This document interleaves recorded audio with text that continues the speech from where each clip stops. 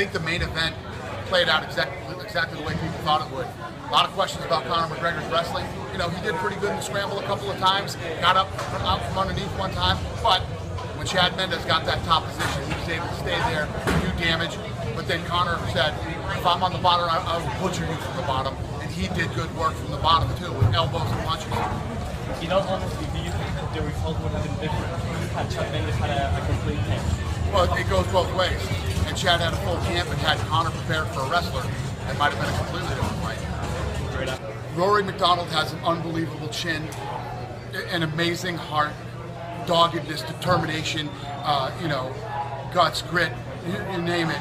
You know, that kid had his nose broken in the first round, couldn't breathe, couldn't see, kept moving forward, then ends up hurting Robbie Lawler.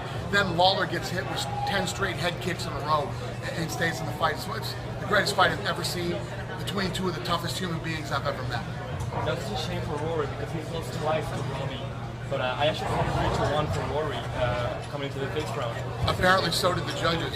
I had it 2-2 going into the fifth round. All right. Yeah, so, but I'm not a judge. Neither are you. So that's true. Only the judges matter, and they had it scored the way you did. But what happens to Rory now? He gave Robbie such a fight, even a harder fight than him. Well, what happens to Rory is Rory's one of those guys, probably the best guy in the world that isn't the champion, and a lot of other guys got to try to go through him now. So I don't know. But this is one of those fights, you know, that can change a guy too. You got to see how Rory bounces back from a fight like tonight. Yeah, everything leading up to this event was breaking all the records that we ever had. And we knew that we had a great event. We knew that everything was in place, you know, from a new show open, new graphics, the entrances being sung by the artists, the fights, the stylistic message. Then we just had to go out and deliver. And I think my team did a fantastic job.